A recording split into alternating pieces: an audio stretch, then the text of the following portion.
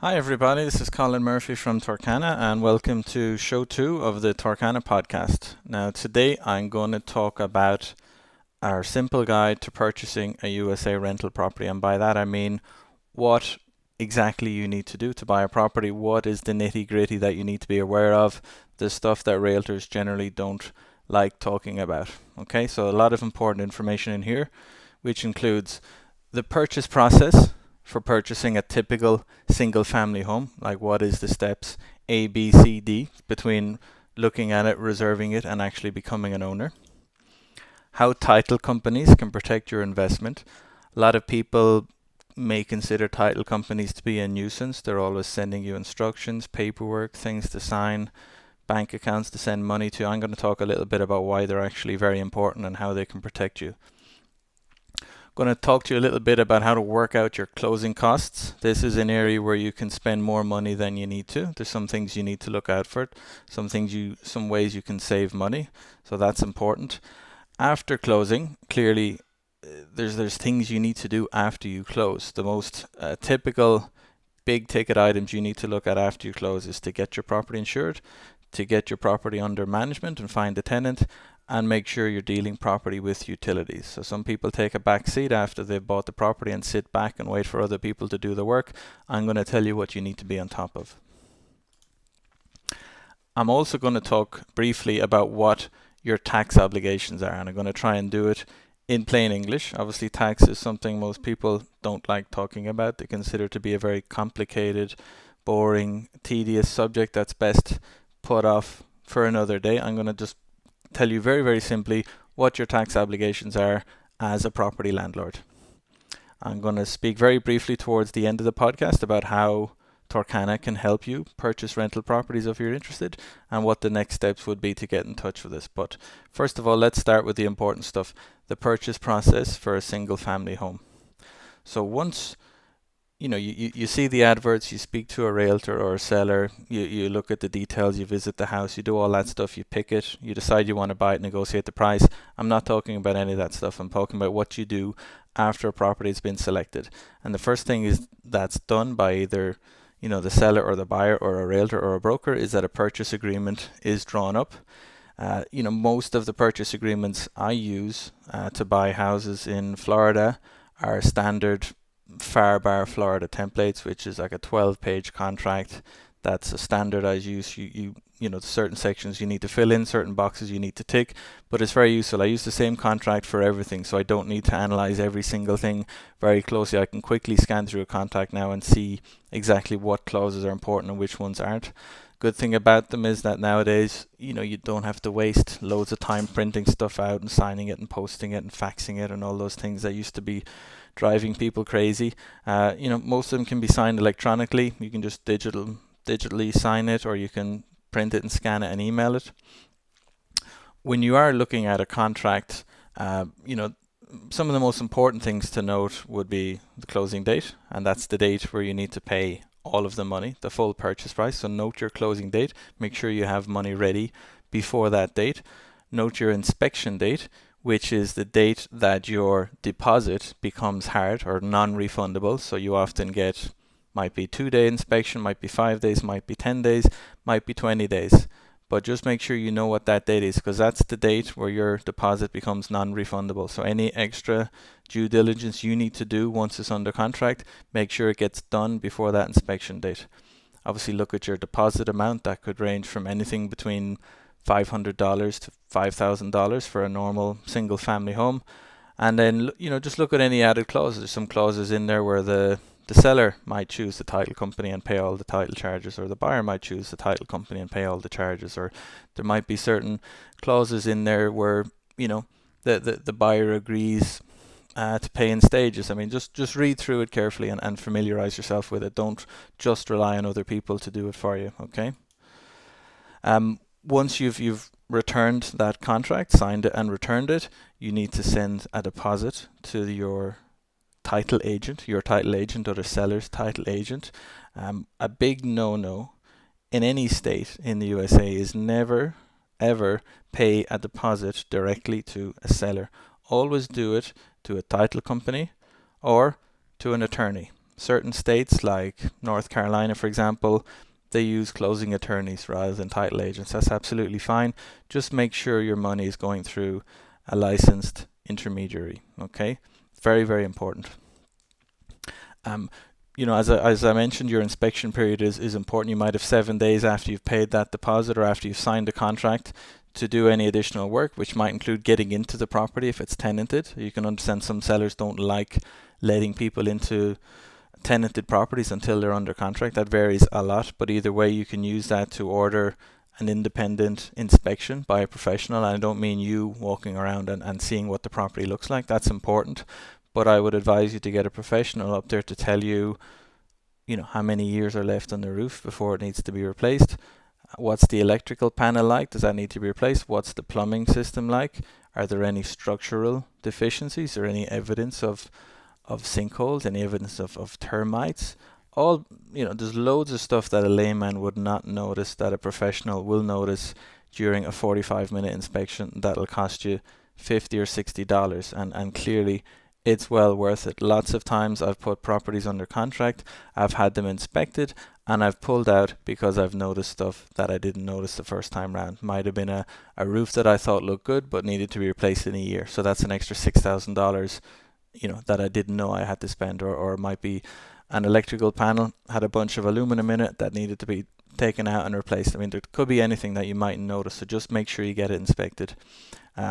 Once you've gone past your inspection period, you're just waiting for your closing date. I mean, for the properties, I generally close in 2 weeks. I'll buy it on the 1st of the month and close on the 14th. Other times is 30 days. I bought one yesterday, which was the 2nd of February. I'm closing on the 10th of March because there's owner occupiers in there and they needed a bit of time to leave and find somewhere else to live. So obviously that's fine, but just be aware of your closing date. When you do approach your closing date, you get some additional documents to sign and return. You would need to return those by post, and you can also return them by email as well, but you'd need to do both. Just note carefully any waivers. I mean, for example, you might be ticking a box that says any utility bills that appear after I close are going to be paid by me. I mean, stuff like that. So you just make sure you're aware of them. I'm happy with stuff like that, but other times there can be nasty surprises, so just make sure you're not signing off too many waivers. Okay. An important piece of paper, I mean, there's loads of papers, there's 40 or 50 pages, but the most important one is your settlement statement. And the good news is that they're very easy to read. They're literally a 2-page spreadsheet looking document called a HUD, or a settlement statement, and that pretty much shows you who's paying what during the closing process. I'll show you an example of one in a moment for those that are watching it on video. And obviously just pay the balance of your purchase price, pay your closing costs, and then the property is yours. Okay, that's the purchase process for a single family home. So title companies, what do? These are independent licensed firms who ensure that the title is passed from the seller to the buyer. Okay, they pass ownership from property from the seller to the buyer. They hold the money from the buyer and only give it. They hold the money from the buyer and only give it to the seller after they're satisfied that they can pass clean title to you. Okay, so what they would do. Let's say you reserve a property and you pay the title company a deposit. The first thing they're going to do is start searching the title of that property to see if there's any issues with it, to see if there are any second mortgages on it, to see if there's any tax liens, see if there's any unpaid utility bills, because that stuff's important. There's some bills that stay with the house, they don't stay with the owner. You could buy a house carelessly and be stuck with somebody's second mortgage. You could be stuck with a tax bill for $10,000. You could be stuck with a HOA bill or a utility bill. So title companies look for all of this stuff for you, and it's very important that they do it, and they all do it well, because if they miss something, if they miss the $5,000 bill and then they transferred the title to you and then it came up afterwards that they hadn't done it properly, the title insurance that they've given you will protect you. They'll have to pay that $5,000. It won't be you.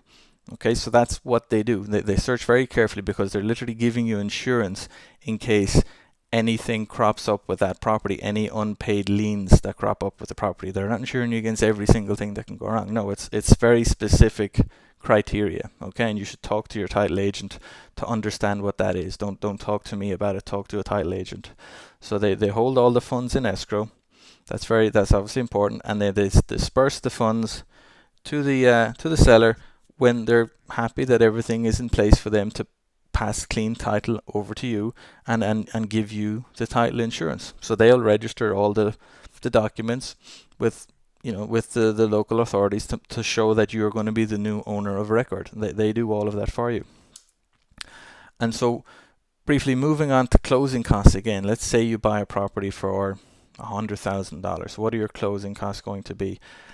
Typically, they're going to be between 1 and 1.5%. Okay, so $1,500, and it varies a little bit. Sometimes you're stuck paying a lot of the title costs. Sometimes you're sharing them with the seller. I mean, you need to read the small print carefully, but generally 1 to 1.5% would be a good ballpark, certainly for the properties I sell to investors. Okay, that 1.5% is made up of closing fees, search fees, title insurance fees, and transfer taxes. I'll show you those.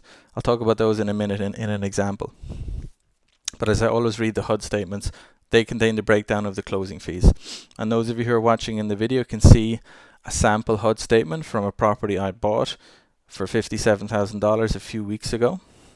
There was the closing fees were $1,459. That's actually higher than average. The reason was that I bought it from Fannie Mae, and being a government entity, they're exempt from paying certain fees and certain taxes, which meant they fell on me to pay them. So if I was buying that from a private person, they may have been $1,000 or $800 instead of $1,460. But for this property, it's $1,460, and that was broken down by $525 to the title company. That was literally for the man hours they put into doing everything. I had to pay them $525. The title insurance for the owner was $327. So that's the insurance I'm paying. It's a one-off cost to insure myself against any title defects. If anything crops up, if they haven't done their job properly and some title issues crop up, that insurance policy will pay me. That'll pay out on it, okay? Their title searches, which means searching the public records to see what's going on, to see what the history of that property is. They charged me $60. Transfer taxes were $403. That is basically a tax to the local government for basically a tax you pay them when a property changes ownership. It's just that's what it is, sales tax. Municipal lien search, that was searching to see what unpaid utility bills. That was another $120. $20 for document storage. That's a bit of a Mickey Mouse expense, to be honest. I don't think they had any costs for storing documents, but anyway, they charged me $20 for it. And that was it. That added up to $1,459. So it's made up of their fees for doing the work. That was $525. Title insurance $327. Transfer taxes to local government $400, and then there's some title search fees, which were another $180. Okay, hope that helps. So there you go. You've bought your property. You've closed it. You're the new owner. What do you do after closing? One thing. This is your money. Whatever you do, we sell properties to a lot of busy people, busy doctors, busy entrepreneurs, leading busy lives. They spent a lot of several weeks or possibly months researching the property, picking it, doing all the paperwork, sending the money to escrow, and now they're the owner. And it's very tempting to take a break. Just, okay, I've done it now, I'm taking a step back. No, don't. This is your money. Don't take a break after you bought the property. You're not finished. It's not up and running and producing cash flow just yet. And the first thing you need to do is get yourself adequate insurance and liability coverage. To be honest, you need to be lining up your insurance before you close, so that you're insured from the day you close. So if you're closing on the 15th of February, you should be getting some quotes a week beforehand and picking one of them and getting it bound on the 15th. You need coverage for when the property is vacant, and you need coverage for when there's tenants in there. You don't want get proper coverage. A tenant could sue you for falling down the stairs. They could sue you for $200,000 for a house you paid $90,000 for. They could successfully sue you for $200,000. So you need a liability policy. You need insurance for fire, theft, vandalism, pipes bursting. You can get insurance for floods. You can get insurance for for hurricanes. It's very, very important. Insurance is a pain in the ass. I spend a lot of time dealing with it. I'd rather not deal with it, but I have to because it's very important. I could spend years building up a nice property portfolio and it could be wiped out by a single fire or a single disgruntled tenant suing me. So you need to be insured to protect yourself. I mean, the typical insurance policy for $100,000 single family home, the ones that we get anyway, is about $1,000 a year. That's what you're looking at for decent coverage. I mean, you can get lower deductibles, higher deductibles. You can get flood insurance, not flood insurance. You can add to it or detract to it. But a standard policy in a $100,000 home in Tampa, Florida, where I'm active, it's about $1,000 a year. Okay. Second thing you need to look into is a property manager. I mean, property manager is pretty much the most, and this is just assuming you don't want to manage it yourself, which most of us don't. I mean, unless you live close by and you have spare time and you know what you're doing, you're going to find a property manager. They'll generally charge you, 8%, 9% of your gross rental income plus extra fees for placing tenants.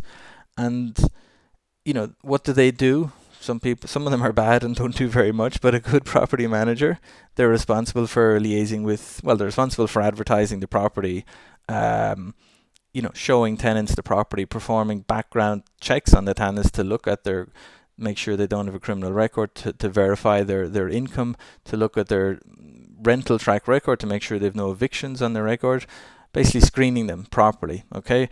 Drawing up the leases, getting them to sign it, collecting the deposits, making sure they get the utilities transferred over to their names. That's just to get them in there. Once they've done that, they're the people that liaise with the tenant. They ensure they pay on time. They organize any repairs that are necessary with your permission. They communicate with you on a regular basis. The best ones have fancy software like AppFolio, which means you can log in at any time and see what's going on with your property in terms of income and expenses, and they provide you with the statements you need to file your tax returns. So yeah, they're important. I mean, I could write and I probably will do an entire podcast just on property management. I mean, a property manager can turn a pretty average property into a terrific investment, and they can also turn a terrific investment into a crap one that loses you money all the time. So they're very important. A quick note on utilities. I mean, ringing water and electricity companies is not much fun. They keep you on hold for ages. They faff about. They're bureaucrats. But anyway, if you're getting a property manager, basically get them to turn on the utilities. The good ones will deal with it for you. They'll put the utilities in their own names, and then they'll transfer it to the tenants' names, and you get billed just for whatever portion was yours before the tenants moved in. But just make sure it's done. I mean, for me, for example, when I buy a property that needs renovations, I mean, it's going to be under construction for 4 or 5 weeks, but obviously the workers need electricity and they need water, so I need to turn on utilities straight away. I mean, if you're buying a rent-ready property, it's not that much of an issue. Just make sure that they get transferred from the previous owners. Make sure you're not getting stuck with bills from other people. I mean, utilities can get a bit messy if you're not on top of them, so just make sure that your property manager is on top of them. Okay, so now getting on to taxes, not much fun, but it's not as complicated as people think. Don't be scared about taxes. Just figure out what you have to do and do it. I mean, the first year you do it, first time you buy a property, the first time you have to file taxes, especially if you're a non-US resident. Yeah, it's a bit awkward, but just figure out what you have to do, and lots of people can help you, point you in the right direction. But I mean, breaking it down, you have to pay income taxes on the rent you earn. You have to pay property taxes, which is just a tax on every building in the United States. And if you sell the property for a profit, you have to pay capital gains tax. So there you go. Income tax, property taxes, capital gains tax. Okay, so I mean, just to clarify, every owner of a USA property, doesn't matter where you live, doesn't matter if you live in England, doesn't matter if you live in the Bahamas, the Caribbean, wherever, it doesn't matter where you live. If you own a USA property, whether it's empty or whether it's got a tenant in there paying you thousands of dollars, you have to submit tax returns detailing your income and expenditure. Even if you've no income, you still need to file a tax return. Okay? Good news about filing tax returns on rental income is that there are loads and loads of deductions available. Literally the length of your arm. The best one is depreciation. You can depreciate a property over 27 years. So even though the price is probably going up, you can still deduct depreciation. You can also deduct advertising, cleaning, maintenance, insurance, tax return preparation fees, mortgage interest, repairs, supplies, property taxes, utilities, depreciation, basically any expense that's ordinary and necessary in the running of a property. You can also include the costs of you visiting the property, whether you're flying in from out of state or driving down a few hundred miles. Just make sure you talk about it with your accountant. But there are a lot of stuff, and you might earn $10,000 in net income, but you might actually end up paying tax on $4,000 or $5,000 because you've had all these great deductions. Okay, so income tax isn't actually a big deal, but you just need to work it out. Property taxes, again, that's just something that's taxed on every building. The typical property tax for the kind of $90,000 to $100,000 single family homes I buy in Tampa, usually $900 to $1,100 a year. You have to pay them in between October and March, basically. So the easiest way to do all this, the easiest way to deal with your income taxes certainly is to get a US accountant to file them for you. I mean, I deal with one that's been filing my returns for years. We pay her, I think, about $400 a year to file our tax returns. It's definitely worth it.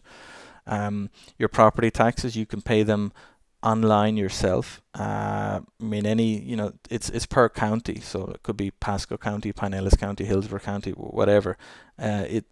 All of the counties I've seen and paid taxes on, they all have good websites nowadays. It's 2016. These people have pretty good websites. They make it easy for you to pay your taxes, easy for you to stick in your email address so that you get reminders when your taxes are due.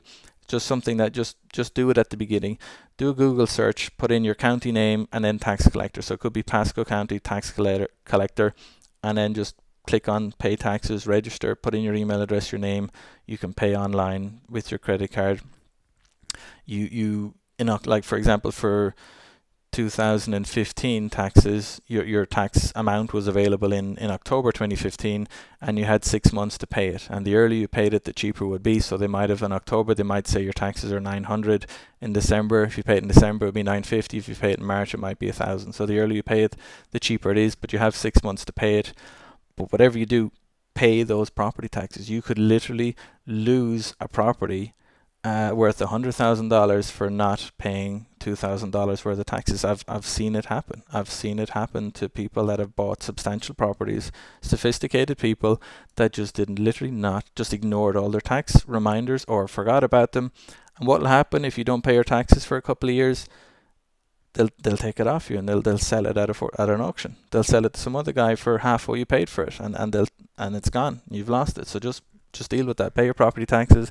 You can get email reminders. It's no big deal. Capital gains tax.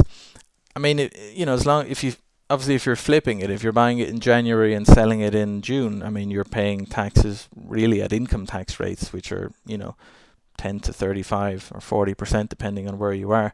But generally, if you hold the property for a year and then sell it, your capital gains should be between 15 and 20%. I mean, clearly, disclaimer, I'm not a licensed US accountant, tax accountant. So, all of this tax information you need to confirm with a qualified professional. You need to deal with qualified professionals on all matters related to taxes. I'm just giving you some guidelines from my experience paying taxes on my rental properties, okay? But make sure you're dealing with professionals. So, hope that was useful. As we talked about purchasing a property, closing costs, taxes. I mean, if you are interested in purchasing a rental property, I mean, we deal with rental properties. We specialize in selling them and buying them and renovating them in Tampa, Florida. We've been helping people to build rental portfolios since January 2009, so for more than 7 years now. We've got very good relations with property managers, insurance agents, property inspectors, contractors, title agents, and accountants, all the people you need on your inverted commas team to help you maintain a cash flow positive property over a long period of time. You need you need those people. You need your manager, you need your insurance agent, you need an inspector, you need a title agent, you need a good accountant, okay? We always place very strong emphasis on after sales. I know how difficult it is to buy a property from out of town or out of state or even overseas. I've done it. I've helped people do it for a lot of years.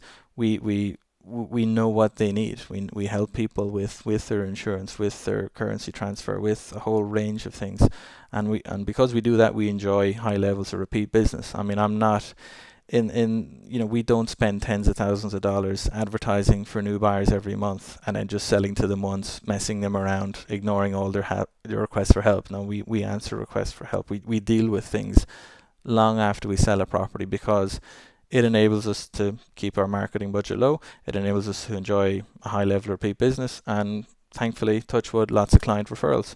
So, we specialize in buying, renovating and reselling quality single family homes in Tampa, Florida. Generally, lower middle class areas, $80,000-$90,000 would be our typical sales price, and they would have expected net rental returns of 8.5% to 9.5%. So that would be after your management fees, your insurance, your property taxes. We'd include a vacancy reserve and a maintenance reserve. So you can reasonably expect a 9% cap rate with the kinds of homes that we're selling, and you can find out a lot more about them on our website.